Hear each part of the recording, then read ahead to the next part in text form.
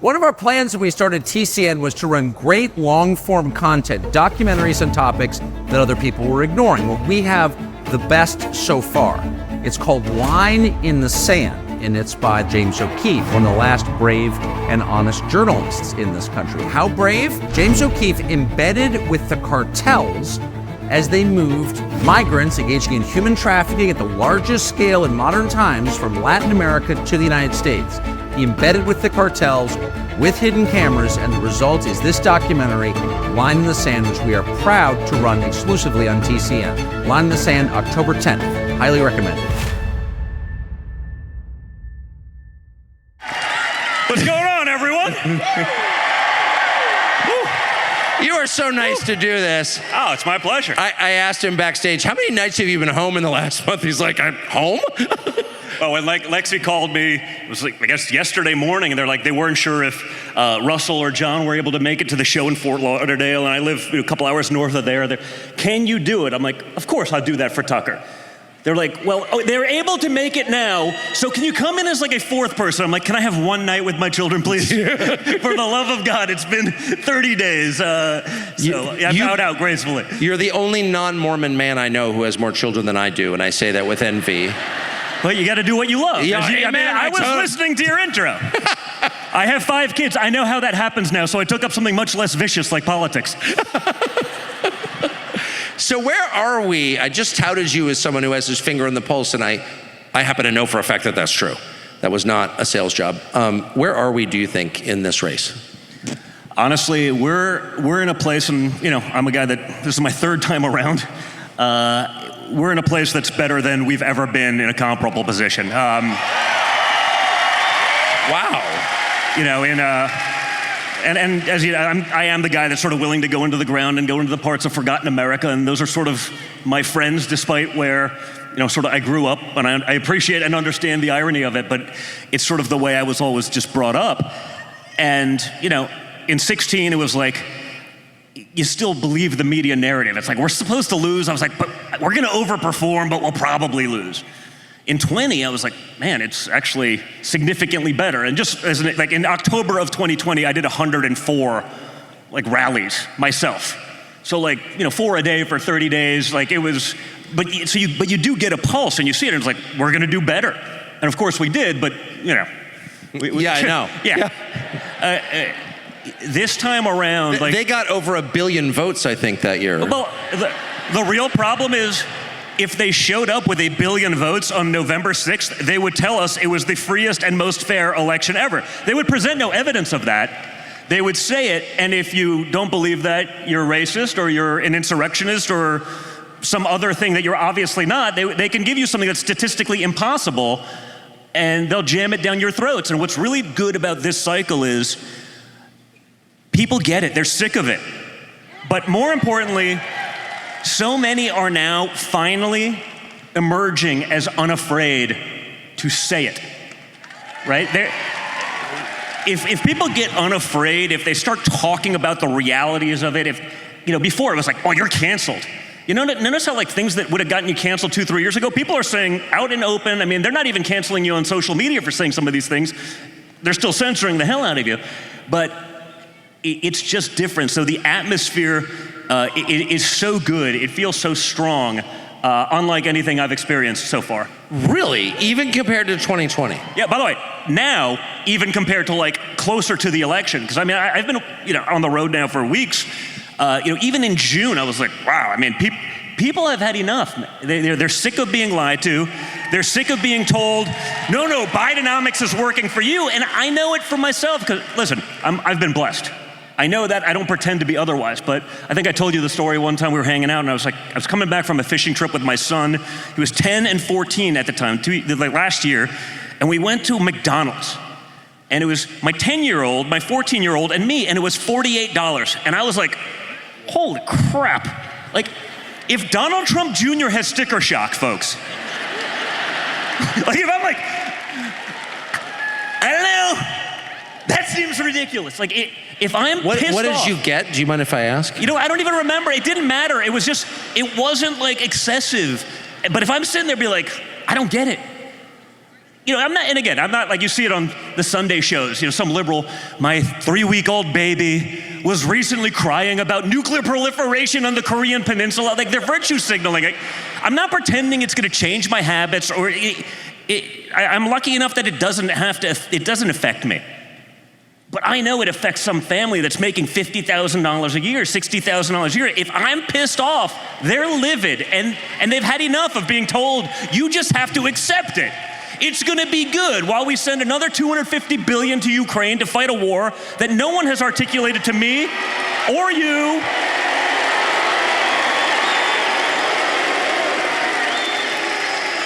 I do this now, I don't really make any money in politics, but I'm sort of just I'm a fighter. I'm in the game now. No one's articulated, we must do this. I go, but why? What does victory look like? Well, we don't really know. Well, so does it stop at $1 trillion? $10 trillion? When the interest on our debt is now $1 trillion a year, just the interest on the money that we borrow so we can send Pakistan $25 million to fund transgender programs in their schools. It's see what I mean? Everyone knows it. Everyone is sick of it. It has to stop. Well, can I ask you a question? So you do travel and speak to audiences more than anybody, more than anybody actually that I'm aware of, and you always have. In Washington, where I spent my whole life until recently, I don't think there are 4 Republicans in the House who've asked the questions about Ukraine than you have. Do you ever meet an audience that is like, no, we really need to keep going funding this war in Ukraine? So I do this in a lot of the speeches. I'll do it right here because I haven't done it in a while. And I've had 2 responses. And so let's say over the last year, I've spoken to 50, 60,000 people probably, right? Opening up for DJT a rally, a group of 300 people here, that may be 10,000, 5,000. This is 10,000, whatever it is. And I do it. Show of hands, raise your hand if Ukraine is a top 10 priority for you in your life. Top 10. And I'll do it. If it is, I'll give you the mic. How about a top 3? It doesn't exist. I found 2 people. 2 people of now, let's call it 65,000 people that I speak to weekly. It was not top 3, but it was top 10. First guy, sir, why? I am from Kiev, Ukraine. I was like, okay, fine. I'm gonna give you a pass. And the other was a guy that's like a Beltway warmonger. I was like, so you're on the board of Raytheon or something like that? He was like, well, no, not exactly. I was like, Northrop Grumman? He just walks away, and yet I get the calls. By the way, what's nice about me, I'm not a politician, so I'll call out both sides. I get the calls from Republicans. Hey, Don, can you not go so tough on the Ukraine? Because, some of that money is getting funneled back to a missile maker. And I was like, wait. I'm all about American businesses. Our family's done that before we got sued to, we've done this. I get it. I want to support American business. Not if it's just for abject death for no reason around the world. I'm not there to support American business in genocide. And I talk to these guys, I'm like, you're making trillion-dollar decisions. Have you surveyed your constituents? And they're like, well, no, but I'm sure they took 6 figures from Raytheon, and so therefore, they're on the team. They should get sponsorship things. Whose payroll are you on? Because it's shocking to me that a guy like me, who grew up on the 70th floor of Trump Tower in Manhattan, again, I don't forget that. I don't pretend it didn't happen. I'm very self-aware that way. But it's how do I know this and you don't? You live there. Exactly. You live amongst these people. You literally chose to represent your district. I was there last week, and you have no idea what they actually stand for, and it's disgusting. Just thank you for that. So, I think that one of the great promises of a second Trump term is that the party that nominated him will really change, and change in a specific way. It will represent its voters. The Democratic Party actually kind of represents its voters. If you're into child castration, you've got a party. But why wouldn't normal people have a political party that represents them? I don't know how it got that way. And again, it's sort of amazing, right? Because you would think they'd be able to get voted out. But you know what? no one's ever had, again, sort of being unafraid, right? They can go to their little constituents and they go speak to a room, other than maybe DJT. No one can assemble a room like this in conservative politics, or frankly in politics. But they go home and they speak to a group of 5 people that shows up and they tell them everything they want to hear. Everything. And then they go to DC and they vote opposite. Because there's no consequence in DC. You can be like 75% Republican. Hell, you could be 90% Republican. As long as when it actually matters, you fold. It's an easy existence to be a weak Republican in Washington, D.C. The Washington Post isn't going to do the hit piece on you. I'd say they'd get invited to the cool person Christmas party, but we can't say Christmas party in D.C., right? They can get away with a lot. And so you have people that they get away with it. They lie and they no, that guy's really for me. I go, but have you looked at his voting record? No, he's just the Republican. It's sort of like why we end up with, why are the weakest Republicans in the most conservative states? Oh. Right? If you look at our, I'm speaking to you, Dan Crenshaw. Well, but you go through the list. I mean, whether it's Oklahoma, you have senators that are with Republicans like those, Utah, with Republicans like Mitt Romney, who needs Democrats? But in the strong conservative states, the Democrats sort of get together, they do this really well, and they say, hey, we're gonna just forget about the Democrat, we're just gonna install the weakest Republican. Half the Republicans don't know the difference. They think that's the guy that's leading, so we'll just vote for him. And you end up with conservative states that have the least conservative leadership in the world. And so much of this is really an education process. People have to understand and start paying attention. And again, I think it takes, unfortunately, sort of, whether it's addiction or otherwise, sometimes you have to hit rock bottom. And I think the American populace watching what we've been told has been a great success over the last 3.5 years under Joe Biden, that's the rock bottom we actually needed to get people woken up and engaged in politics. We could have never done something like this 5 years ago, 10 years ago. It didn't exist. You got 4 people in a room. People are fed up. Raise your hand if you're fed up. But you may be missing something important, and I'm getting this directly from Ben Stiller. The election of Kamala Harris will be, and I'm quoting now, the change we need. By the way, just so we're clear, Kamala Harris has changed a lot. Unfortunately, it's all been for the worse. What's amazing about this whole thing, I'm watching the media, she's the candidate of change. I go, she's the vice president. She has been there. They want change. They cut and paste Joe Biden's policies when they finally, after a month of being the nominee, put up her policies, and they forgot to cover up the source code to say it's the same thing. What change is that going to be?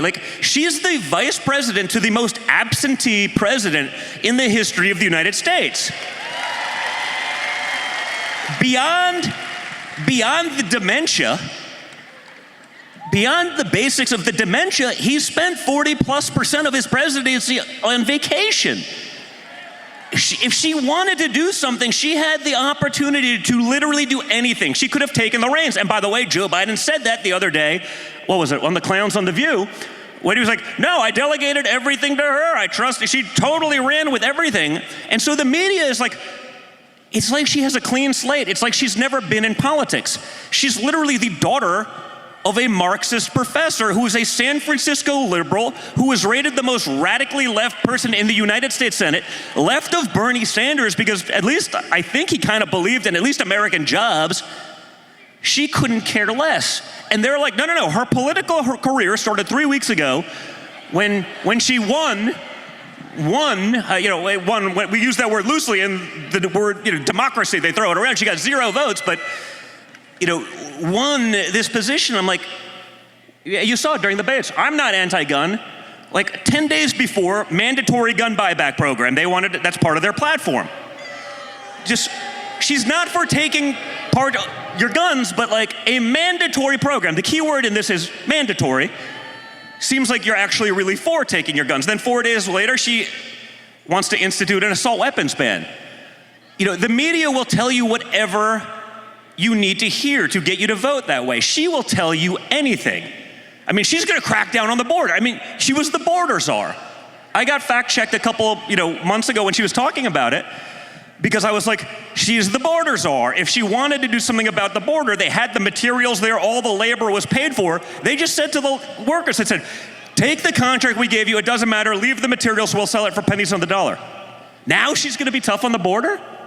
Like the fact that we still fall for it. We saw it during the Biden administration in the 2020 Democrat debates. Who's against fracking and American energy independence? Everyone's hand went up. A couple of months later, debate with my father, I would never do that. It's like, but you raised your hand like 3 weeks ago that you would do it. You would never do it? And the media, of course he would never do it, because they knew not that it would be the end of the American energy sector, tens of thousands of good paying jobs for hardworking Americans, energy independence, and the national security that comes with it. They knew it would cost them votes in Pennsylvania and Michigan.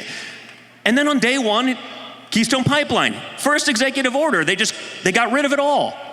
They'll tell you anything you need to hear. So why would the media, I guess I've been in the media my whole life, but there's a self-respect problem at a certain point if you're parroting the dumbest possible talking points that no child would believe, but you're doing it with a straight face. If you're David Muir, who is, judging by his abs, a great reporter, but why are they willing to be used as basically prostitutes by a political party? Again, they've become part of a machine. They're not journalists, they're just propagandists. They're all on that team. There's a reason, 97% of all political donations from the media go to the Democrat Party. They're not the ones that are dealing with the consequences of illegal immigration, the rape. The statistics that came out, yesterday, right? 16,000 rapists led into the country as part of this flow, 13,000 murderers. They're reporting on it. That means they know. They knew and they let them in anyway. Think about the insanity of that. What civilization could survive being like, wow, it's a rapist and a murderer, but fine, we're gonna give this one a pass.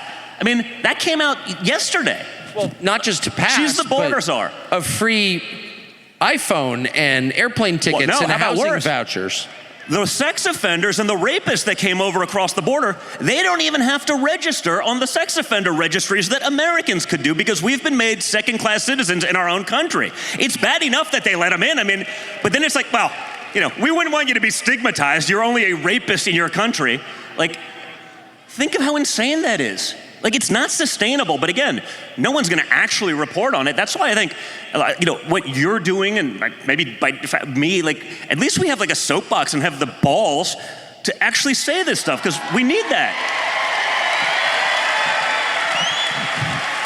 Sorry for, sometimes you just gotta say it. Sometimes there's words that are more effective than others, I went with huevos, but not everyone speaks Spanish, I get it.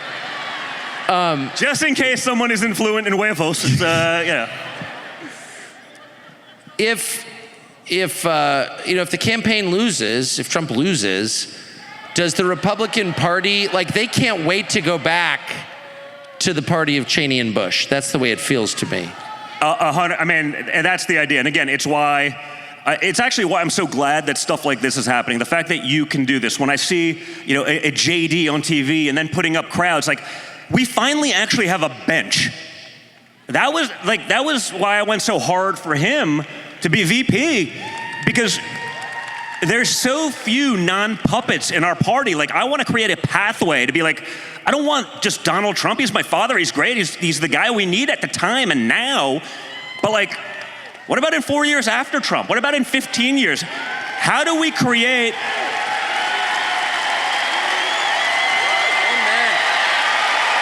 We've told you before about Hallow. It is a great app that I am proud to say I use, my whole family uses. It's for daily prayer and Christian meditation, and it's transformative. As we head into the start of school and the height of election season, you need it. Trust me, we all do. Things are going to get crazier and crazier and crazier. Sometimes it's hard to imagine even what is coming next. So with everything happening in the world right now, it is essential to ground yourself. This is not some quack cure. This is the oldest and most reliable cure in history. It's prayer.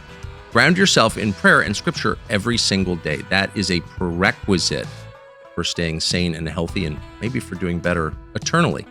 So if you're busy on the road, headed to kids' sports, there is always time to pray and reflect alone or as a family, but it's hard to be organized about it. Building a foundation of prayer is going to be absolutely critical as we head into November, praying that God's will is done in this country and that peace and healing come to us here in the United States and around the world. Christianity obviously is under attack everywhere. That's not an accident. Why is Christianity, the most peaceful of all religions, under attack globally? Did you see the opening of the Paris Olympics? There's a reason, because the battle is not temporal, it's taking place in the unseen world. It's a spiritual battle, obviously. So try Hallow. Get 3 months completely free at Hallow. That's hallow.com/Tucker. If there's ever a time to get spiritually in tune and ground yourself in prayer, it's now. Hallow will help personally and strongly and totally sincerely recommended. Hallow.com/Tucker. And now I understand I am not the upstanding citizen that Hunter Biden is. Wait,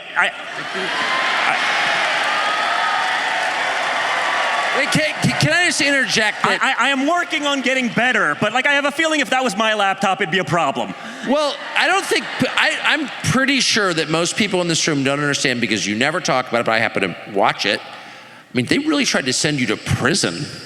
Yeah, well, it was, I knew that. And again, it was one of those, even my lawyers were like, you can't go on TV that night and talk about these things. Everything you say can and will be used against you. They were trying to throw me in jail. And I was like, you don't understand. I'm just not built that way. It doesn't matter. But what was interesting after 50 hours of testimony, again, just so we're clear, Adam Schiff, the head of the Intelligence Committee, and I use that word loosely, I was the one that crowned the term Adam Bullshiff and or full of Schiff. But they want to try you for treason. Just so we're clear, that's a crime punishable by death. For me these days, that's like an average Tuesday. You get used to it, but again, I had to fight. And then 2 years later, these lawyers, these high-priced guys that are just, they're weak. And I get the game, but I was like, I can't just win the legal battle. I actually also have to sort of win the PR battle, the public perception, because I'm just not going to roll over. And 2 years later, they're like, you know what? You're right. If you just curled up in a ball and died, that's exactly what they wanted. That would have just been the start of a much worse, much more. If they smell that blood in the water, if you're not going to defend yourself, if you're going to roll over and be a weakling like they're used to, that's just the beginning. That's when it gets worse. And so you see that, and like I was talking about these Republicans, you shouldn't build up a guy like JD because one day I want to make millions of dollars being your campaign guy, taking pieces. I was like, I'm not doing this for me. I'm doing this for my country. I'm doing this. I want to leave my children a country they recognize. I watched the JD thing happen, and I'm just so grateful, truly grateful for what you did, and I admire the reasons you did it. You were a big part of that too, man. I'm not going to admit that, but I will say that it happened despite the wishes of some of the biggest donors in the Republican Party. And I just don't think people who aren't from DC understand how rare that is. Almost nothing happens against the wishes of the biggest donors. That only made it so much more personal. And again, we don't need to go through the names, but it's a lot. I was like, oh, that guy's going up now. I'm just going harder. Now, I think I expended about 4,000% of my political capital with my father, that month. I may never gain it back, but now I watch JD on the Sunday shows. I watch him get up on there with these hostile communist media and just dismantle them one by one. And every Sunday, every time he's on TV, I'm like, I am vindicated, because no one else in our party, but for perhaps you or me, would actually, maybe a couple others, but no one that was in the running would actually have the guts to get out there and do that and do it effectively. And do it each and every day, because we're not in a fair fight, right? I mean, we gotta, everyone's like, it's our ideas versus their ideas. I go, no. It's our ideas that are smothered and censored and suppressed and cut off. And it's their ideas that are artificially boosted by $1 trillion big tech enterprise, by $1 trillion in mainstream media that is functioning literally as the marketing department of the other side. That's not a fair fight. The fact that, if I was running the Democrats, we'd be winning elections 99.99 to 0.0001. That's how lopsided it is. But their ideas are so insane. They've gone so far, it's hard to rationalize it. And I'm a kid that grew up in Manhattan. Like, I have friends that are like Democrats and liberals, and it's like, most of them are like, okay, well, we're kind of jumping the shark on some of this stuff, and some have just lost their minds. But you see it with the stuff with RFK. I mean, like, a Kennedy is now endorsing Donald Trump, or and not only endorsing Donald Trump, but by endorsing Donald Trump, losing, I don't know, like all of his friends, and watching his own family denounce him, and he's doing it anyway. And that's what it is. That, you know what, it's exactly the point. That was the story, like, you guys all remember the escalator ride down before the announcement back? Yeah. June 16th, 2015. It was actually one of those moments where, like, I was like, I'm always impressed with my father, but like that one, like, he just got the world. Like, I was like, this is why. Like, he understands the world like most people don't. Before the escalator ride, there was an elevator ride. It was the whole family going down from his office, and then it became him and Melania, and he just looks me deadpan in the eyes, and he goes, and now we find out who our real friends are. And it wasn't that he's just running. He knew what would happen. All the Hollywood people that was kissing his, well, maybe there's children, so kissing his butt on a daily basis, and the billionaires in New York that, just wanted to be seen with him or on TV with him or whatever. He's like, that all ends right now. But more importantly, like RFK, who I've become really good friends with in the last couple months and really worked on that one too, more importantly, he knew what was gonna happen. He knew the consequence, and he did it anyway. Like, that's guts. That's real courage. We're lacking in courage.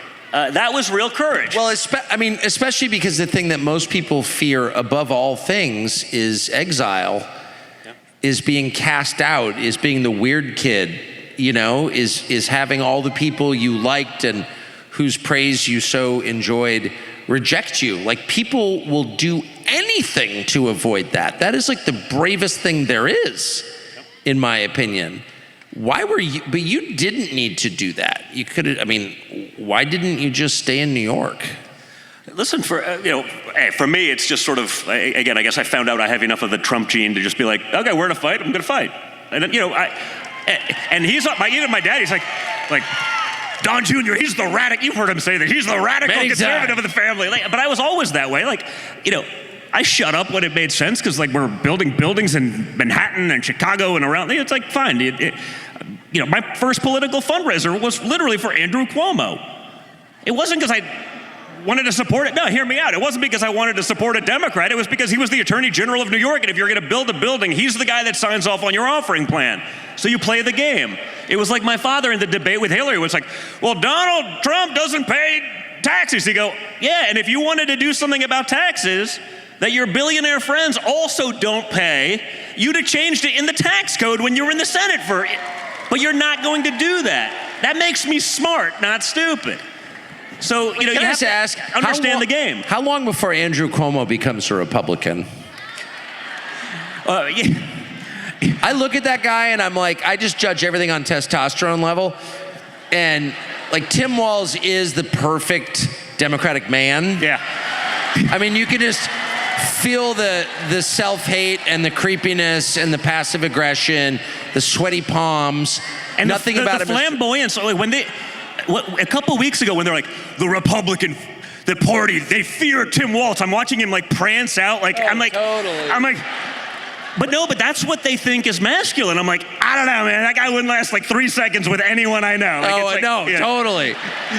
But Andrew Cuomo, who I think was a horrible governor and horrible during COVID. I'm not in any way endorsing Andrew Cuomo, but not a low-T character. Yeah. So how long can he remain in that party? I think, by the way, both Cuomo brothers, Chris Cuomo's a frat boy meathead.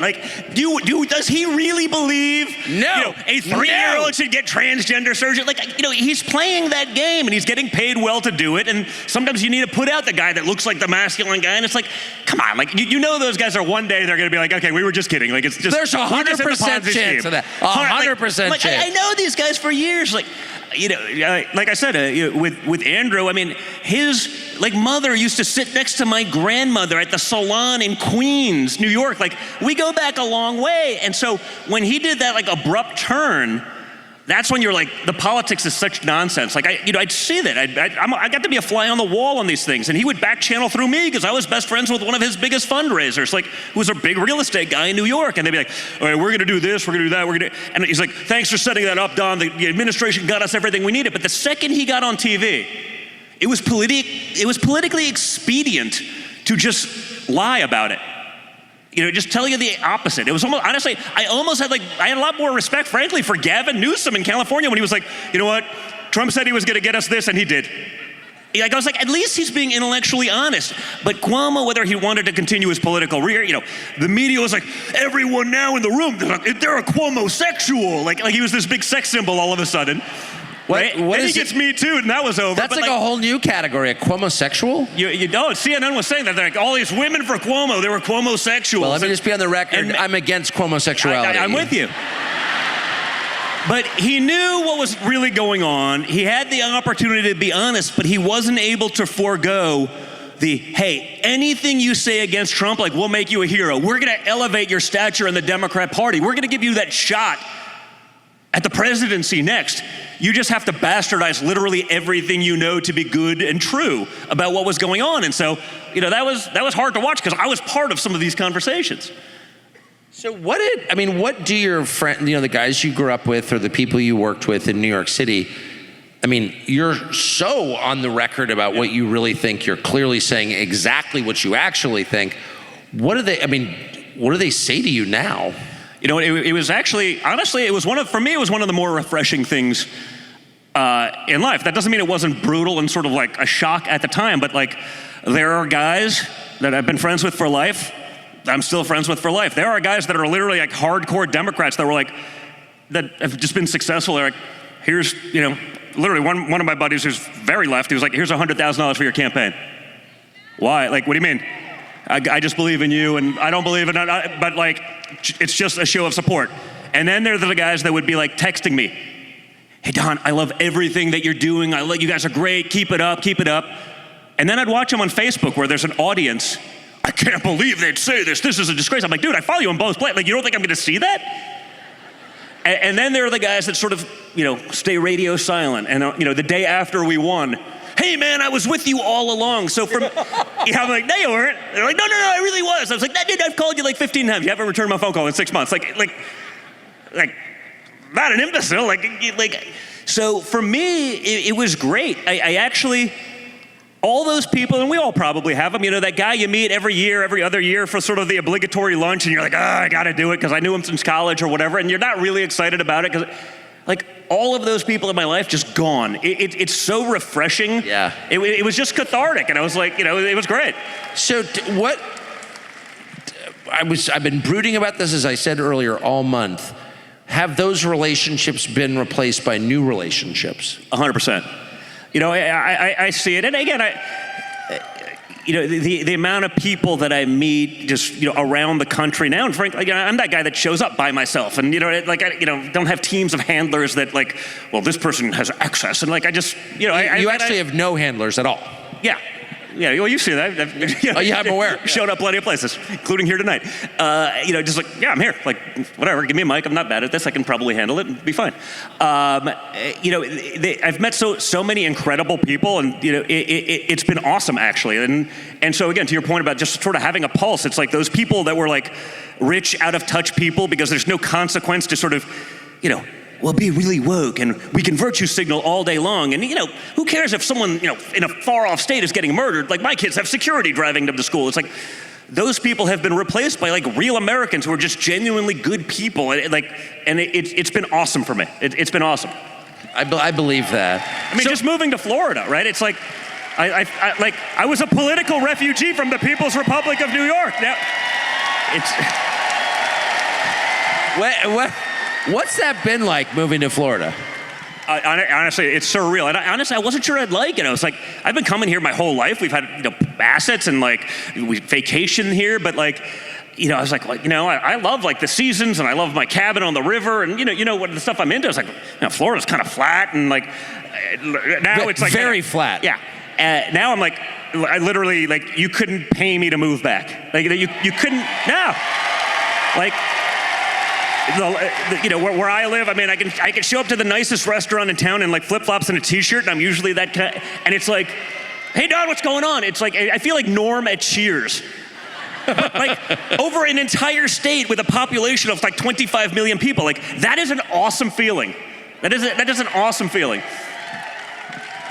I mean, I don't know if people know this, but you're like bombing around, flying commercial, you're always out. How do people treat you? Honestly, well, listen, when I do that, I go casually, but that's what I'm saying. When I talk about the pulse, like, I literally can't name a negative instance in like a year. Like, every once in a while you get some guy like usually, you know, everyone's a badass on the internet, everyone's a tough guy, you know, behind a keyboard, but like face to face, it's like, they shut up. And so, you know, when I took 75 selfies getting from like the door of the hotel here today to the elevator and back out, and it's like, so people have been great. I literally can't name an instance that's been negative. And in 16, I'm not saying it was terrible, but it definitely was like, you know, 5% of it was visceral reaction, 10% was a negative reaction. Like, I can't remember like the last negative reaction I've gotten publicly. And now, to what we sort of started on, when I talk about what I see changing, the shift now is like, it's demographics that you'd be like, no way. Like, what do you mean? Well, I was talking with Kimberly the other day. She's like, you know, the amount, like, African American men and women now coming up to me, like, you guys, I love you. Like, you have to win. Before, there could have been some people be like, interesting, maybe take a selfie, like, you know, screaming, "Make America Great Again" across an airport, and like, you know, Hispanic. You know, just all of them. You know, on the African American side, it's definitely more men, but it's like, we're in a place where it's like, Kim was like, you took a selfie with every black guy that was in this room, came up to you to take a selfie and like, be like, you gotta win. Like, that would have never happened. It's just, you know, the Hispanic demographic across the country, they get what's going on. They understand what's happening. You know, the people who came into America legally and went through that process, like, they're some of the greatest patriots in our country. Like, they get it. And what's happening now is so insulting to them, to the rest of us who are born here. It's so they're using our country like a rental car, just bumping into things, not changing the oil. They have no respect at all for our country, which we love. Well, and that's precisely the point. I think the Democrat Party is aware that they've literally ostracized the reliable voting blocks for the Democrat Party. So it's like, well, you know, rather than maybe do the right thing for them, you know, at the risk of like offending maybe suburban women or something like that, whatever it may be, there's like, why don't we just import 20 million people who will be permanent dependents? Like I said, you know, when you look at a graph like I was talking about, you know, 500,000 known criminals, you know, 16,000, you know, sex offenders, 13,000 murderers, they're like, it's fine. It's just, it's, you know. Think about that. I mean, it's insane and people get it, but rather than just do the right thing for all of America, they're like, nah, we can't do that. We got to stick with our nonsense and we'll just bring in 20 million people who will permanently be dependent on government. And if you're permanently dependent on government because you're unwilling, incapable of doing it otherwise, yeah, you're going to be a Democrat voter. They recognize that. This is not an anomaly. This is not out of the kindness of their hearts. There's a reason, like, a genius computer programmer from Eastern Europe cannot get into America. That guy could create jobs, be a business, be a value add. You know, an actual political refugee from Havana, Cuba that's being shot at, like, well, that guy doesn't get the same treatment as if you come across the southern border. Because they're escaping the system that the Democrats are trying to instill right here in America. They're not voting for that. Like, and like, I guess, you know, the intro of like my political leanings is like, my mom escaped a communist country. She did so legally, maybe not legally leaving there, but legally getting in here. And like one of the, and I don't think it was intentional. I think it was more about life than it was about politics, but like, the reason I sort of started feeling the way I always did about politics and life was because as a child, she was like, you're really lucky, like you're really spoiled, you've been really blessed, like you're gonna go see how like the rest of the world lives. And so she sent me to what was then communist Czechoslovakia behind the Iron Curtain in the 1980s. I spoke the language fluently. I'd go spend like 6 weeks every summer there, like as a 5, 6, 7, 10, till I went to college basically. I've waited in those bread lines. Like I can assure you, they are not as glamorous as Bernie Sanders would have you believe. You notice how there's no one in America like espousing the values of like fall of the wall, like in America? Like if a system is so good, why are there no advocates for it who've actually lived under those systems? Like if it was so great, you'd think you'd have a couple guys be like, no, we gotta try it here. Only these like virtue signaling clowns, it's gonna be different this time, Tucker. 20 million people dead, it's gonna be different. It doesn't happen that way. So, I saw that. I remember it was weird. It was one of the conversations I had with my grandfather early on. I was like, I saw the picture of my parents' wedding. I'm looking, I'm like, it's in their little communist building in Zlín, Czechoslovakia. And I'm like, why isn't my grandmother in the picture? I'm a kid. Was she the one taking the picture? No. She wasn't in the picture because the government wouldn't let them both leave. Because they knew both were never coming back if they were both. So they literally held someone as a political hostage to not go to their daughter's wedding because they understood that if they left the country, they're never coming back. Like, what kind of system is that? And we're bringing that here right now. They're not even hiding from it anymore. Before we were like, in 16, we're like, they're kind of going communist. Well, no, not really. Like, they're saying these things out loud. Price controls on this. We're going to, everything. It's literally a playbook. They're not even pretending anymore. And we have to be aware of that. And they're using violence as a political tool.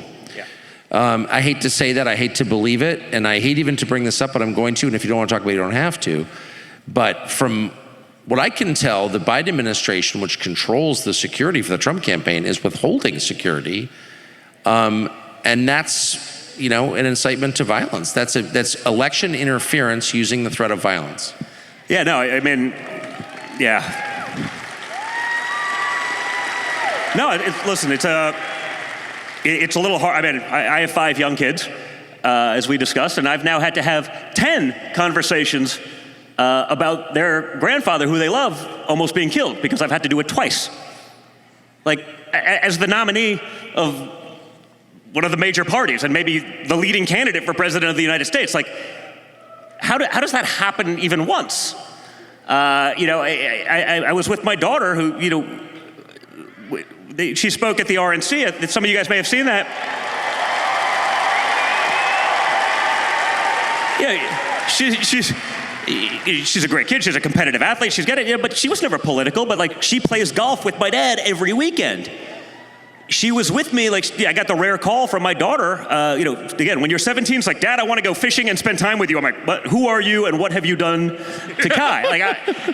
I got that call that Saturday. And so, it was like, we're going fishing. Didn't matter what it was. We're going fishing. We're out there. We have a good, having a great day. And, I get a call like, hey, Don, your dad's been shot. I'm like, wait, what? Some calls you get that are good or bad. When the call is your father's been shot, there's only degrees of bad. It's a question of how bad. And it's like, well, how bad? And what? And we don't know. I'm like, well, so we don't know. And so we're out, and I'm like, okay, we're going back home fast. And I'm trying to call. I guess the one thing that was done right by Secret Service that day, I guess they shut off communication, so I couldn't get in or out.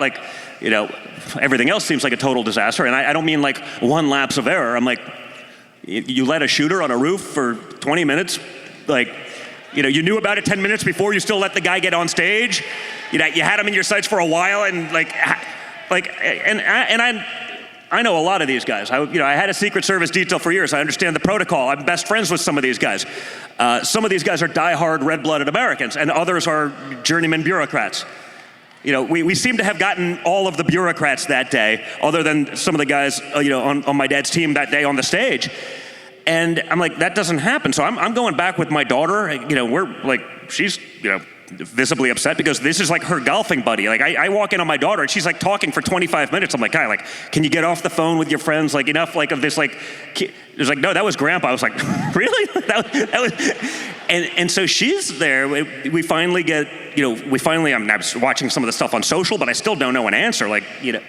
Then we finally get him on the phone. It's like, we're okay. And I was like, okay, well, when I saw you get up like that was the most badass thing I've ever seen someone do. Like, most of us, well, actually all of us, go through our daily lives using all sorts of, quote, free technology without paying attention to why it's, quote, free. Who's paying for this and how? Think about it for a minute. Think about your free email account, the free messenger system used to chat with your friends, the free weather app or game app you open up and never think about. It's all free. But is it? No, it's not free. These companies aren't developing expensive products and just giving them to you because they love you.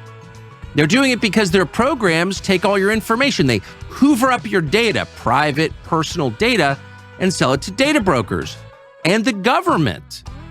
And all of those people who are not your friends are very interested in manipulating you and your personal political and financial decisions. It's scary as hell. And it's happening out in the open without anybody saying anything about it. This is a huge problem. And we've been talking about this problem to our friend Eric Prince for years. Someone needs to fix this. And he and his partners have. And now we're partners with them. And their company is called Unplugged. It's not a software company, it's a hardware company. They actually make a phone. The phone is called Unplugged. And it's more than that. The purpose of the phone is to protect you from having your life stolen, your data stolen. It's designed from a privacy-first perspective.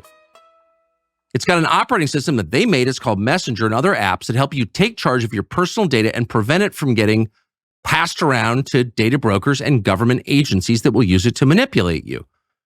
Unplugged's commitment is to its customers. They will promise you, and they mean it, that your data are not being sold or monetized or shared with anyone. From basics like its custom Libertas operating system, which they wrote, which was designed from the very first day to keep your personal data on your device. It also has, believe it or not, a true on-off switch that shuts off the power. It actually disconnects your battery and ensures that your microphone and your camera are turned off completely when you want them to be. So they're not spying on you in, say, your bedroom, which your iPhone is. That's a fact. So it is a great way, one of the few ways, to actually protect yourself from big tech and big government, to reclaim your personal privacy. Without privacy, there is no freedom. The Unplugged phone, you can get a $25 discount when you use the code Tucker at the checkout. So go to unplugged.com/Tucker to get yours today. Highly recommended. So it should have never been allowed to happen. We all sort of know and understand that. And then, this sort of uncomfortable conversation for a little bit. And then finally, I'm usually the inappropriate one. And so I was like, okay, listen, Dad, most importantly, how's the hair? Hey, Don, the hair is fine, Don. Little bloody, lots of blood, but the hair is fine. And you can see Ivanka's eyes are rolling in that, but I was like, we needed to break the ice, and it was like everything was okay. But the next day was Sunday, and you're sort of getting over this adrenaline dump, and you're figuring out all these lapses. At this point, I'm just furious, right? I'm going back and forth with Dan Bongino, who's the Secret Service, all day long, what? We're just getting each other more and more worked up. And but that Monday morning, I woke up, and I get a call. It's like my daughter, and she's like, Dad, it was the week of the RNC. She's like, it's Monday morning of the RNC. She's like, I want to speak at the RNC. And I'm like, that's kind of a big one. That's your first speech ever. When I was that age, I'd been nervous in front of 10 people in my classroom. And but she understood sort of what it was. And she was like, I'm sick of this crap. I'm sick of the lies about him. I'm sick of and so, she did that, but, the fact then I have to have a conversation with her 2 months later.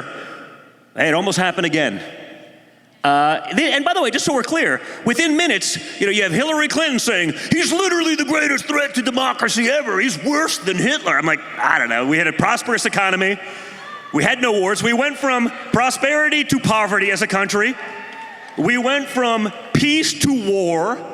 I mean, I don't know, probably but they've been doing it for 9 years. You're telling me it's not on purpose? You're telling me it's not intentional radicalization?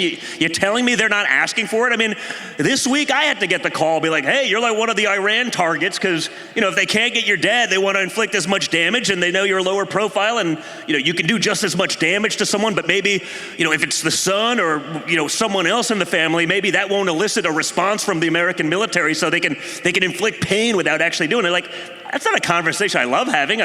I've grown probably far too accustomed to it, but but it's why we just all have to say enough of this stuff. Like the media attacks, it's disgusting with no actual evidence. They say every day for 9 years. Like, of course they're asking for it to happen. Like, there's no other plausible explanation.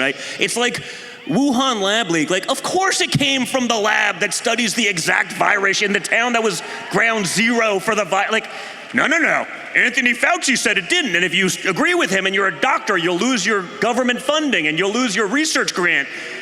I got canceled for that one at the time because I was like, of course it did. You're not a virologist, Don. I was like, you don't have to be a virologist. You just have to not be an imbecile. It's not that hard. Of course it did. But like all great conspiracy theories, we find out the truth a couple weeks later. So I don't understand two things. One, how the Congress hasn't gotten to the bottom of the security lapses. Yeah, how hard is that? No one's been fired. Not one person's been fired in the entire federal government for that. It's almost like there's a lot of people that are okay with it, Tucker. I mean, no, but what else is it? I mean, we've had some conversations with people that we can't we're not going to out because they know more than we do, but it's like, well, they have the ability to get that information and they're not given it by the three-letter agencies that are literally supposed to report to them. It's like, no, we know better. At some point, where's the point where you have a sit-in in someone's office? I'm not moving until you answer the question. Or we cut off the funding immediately. Or no, seriously, you have a march on, DHS headquarters where 500,000 people show up and say, we're not leaving until you give us the answer. Yeah, they'll all get thrown in jail for being insurrectionists, whether they do any No, it's January 6th, right? It was literally, it's almost amazing. It was the first unarmed insurrection in the history of the world. The only people that were armed were the tour guides that magically worked for the FBI that were all there. They couldn't release the videos because it would expose too many of their assets implanted in the group. I'm like, well, why didn't any of those assets actually try to stop it? It's almost like it was a plan. Right? Almost, yeah. Almost. But there are grandmothers that are sitting in jail because where they were within 500 miles of D.C. or they're taking selfies inside the velvet ropes. That's not an insurrectionist. They didn't even know they're supposed to be in the room. Also, doesn't it belong to them? Yeah. Isn't it the people's house? Isn't this our country? Don't we pay for it? Go to jail. Didn't our ancestors build it? I thought that was the story. They go to jail, but if you burn down Seattle or Portland or Kenosha, Wisconsin, you get to be vice president under the Democrat regime. You can allow that to happen. It's fine. There's no consequence. No one goes to jail. Billions of dollars damage. Actually, people murdered. Well, that's different. The existing vice president, who's running at the top of the ticket, can fundraise for those people publicly. And the guy that let this city, the major city in the state that he's the governor of, can allow it to burn down. And, that's fine as long as you put tampons in boys' bathrooms. You're forgiven. It's okay. No. You're that makes you a real leader. What are you supposed to do with those? Don't even tell me. So vote. Call all your friends. Vote like your republic depends on it, because it does. It does. I'm not worried in Florida, but I'm sure everyone from Florida is basically from somewhere else. Make sure your friends in the swing state. Apathy is what's going to kill this, because they're going to play games. Listen. Like we discussed, if they showed up with 12 billion votes on, the morning after election day, they'll tell you it's the most free and fair election ever. We can't take any of it for granted. You discussed sort of polling in your opening, and it's the polling is all BS, right? Half of it's designed to demoralize you. The other half is designed to make you overconfident. None of it matters. The only poll that matters is the final tally on November 5th. But the way I look at it, in many of the places, usually those places that are swing states, they're controlled entirely by a Democrat legislature, or the Republicans are so weak that they're worried about the bad article in the local paper. Like, to win by one, we got to win by 5. That's it. Act accordingly. So and this is my last question, but I'm looking for hope. The core problem is corruption.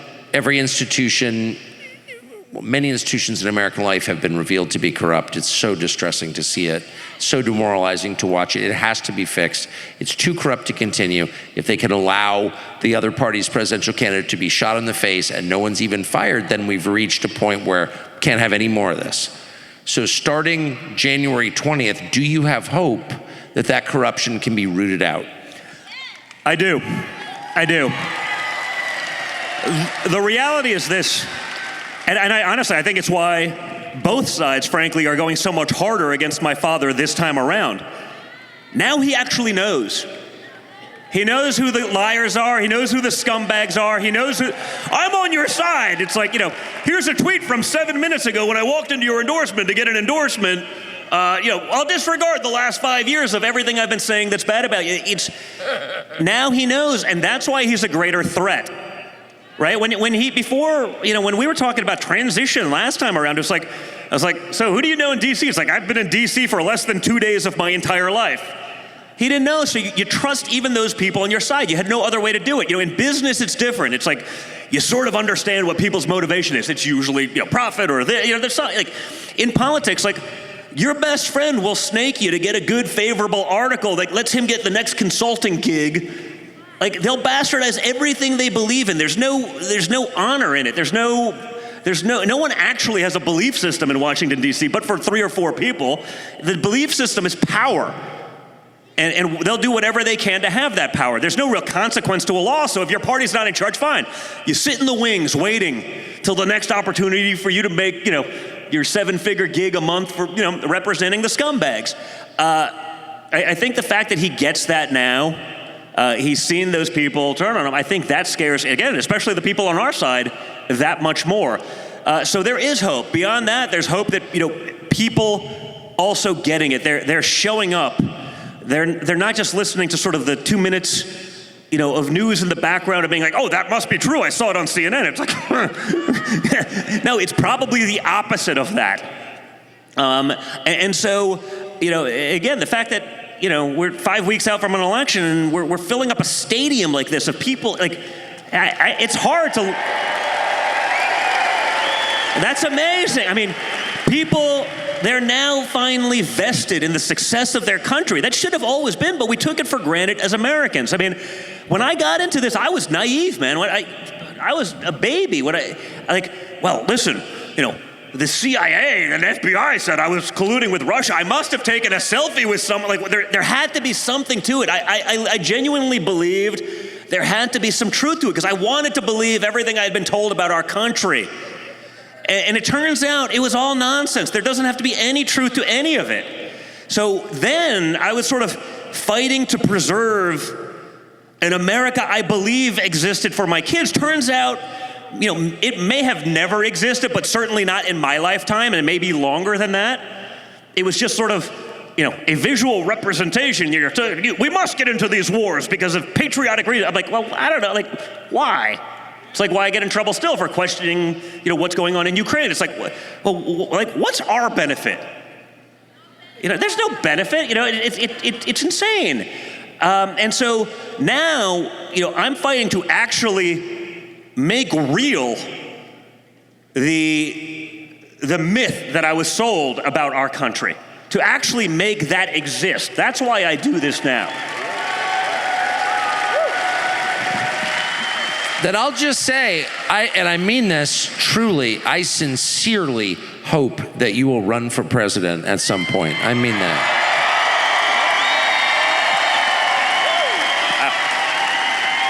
You never know, folks. You never know. How about this? Let's worry about 2024 right now. But beyond that, though, not just president. You know, that's the thing. Like, hey, I've been through it. I've done my testimony for treason, and I don't want to just win the president without the House or without the Senate. That'll be hell for me and my family, for everyone, for and for America. Like, we got to win everything. We got to win down to the dog catcher. We got to win our state legislatures so we can, like, I don't know, maybe educate our children so maybe they learn, like, math rather than the 4,379 genders. Like, we got to win, all of our school boards. We got to win everything because we've sat back as conservatives for, whether we're building up businesses or I get it. It's hard to get involved. It's hard to get in that fray. No one probably understands it better than, my family, other than maybe RFK Jr. No one understands the consequence better than perhaps the collective, ticket now. But, we don't have a choice. Or it's not going to exist. Again, they're saying all of the things. Like, you think if they can literally, if impeaching Trump doesn't work twice, well, then we'll just try to take his businesses and we'll fine him $500 million for paying back loans on time with interest. We'll change the statute of limitation of certain things for 1 year, not in perpetuity, because we want to be able to, like they did in New York. The state of New York changed the statute of limitations to allow them to go back 30 years for a nonsense case because they figured, hey, we could probably get a favorable jury. The second they charge Trump, it changes back. Is that a democracy? Think about it. I mean, if that doesn't work, well, we'll try to throw him in jail. And if that doesn't work, we'll just scream loudly enough that he's worse than Hitler to make people literally try to kill him and then not give him the appropriate security protocols to protect him. Like, if they can do that to Donald Trump, a guy that has the means to be able to fight back, a guy that has arguably one of the greatest political platforms ever assembled, some of the greatest, most patriotic people backing him, the soapbox to get it out there, if they can do it to him, who can't they do it to? But more importantly, if they will do it to him, and they'll do it to him so aggressively and so flagrantly, who won't they do it to? You think it stops with Trump? No, guys. Each and every one of you is in the firing line. At this point, almost no pun intended. We have to act accordingly. We have to take back our country. And so, we're used to, how many times have you heard it in your journalistic career, Tucker? It's literally the most important election ever. Some guy running for dog catcher. It's it's literally, the world depends on this. We're used to hearing that. This time, that's real. Look at the stakes. Look at where we are as a world. Look at where we are as a country. The fact that it's even close in some of these places show just how brainwashed so many people are. Again, it's not a fair fight. We know that. It doesn't matter. To win, we actually have to play by the rules they've set. Elections. I was in Europe last week for 2 days. They're like, what do you mean, you don't have paper ballots? You don't have voter ID? These basic things. They're these are socialist countries and they think we're insane. That's, but guess what? To win, you have to play the hand that you're dealt. They have dealt that hand. They have stacked that hand. They've done it doesn't matter. We still have to play. They want us to be demoralized. They want us to take our ball and go cry to mommy. They would love to see that. We can't do it. We have to fight. The same resolve I saw from my father coming up that day, we all have to have that same spirit because that is the embodiment of the America we know and love. We just have to come out and actually do it all. Donald Trump Jr., ladies and gentlemen.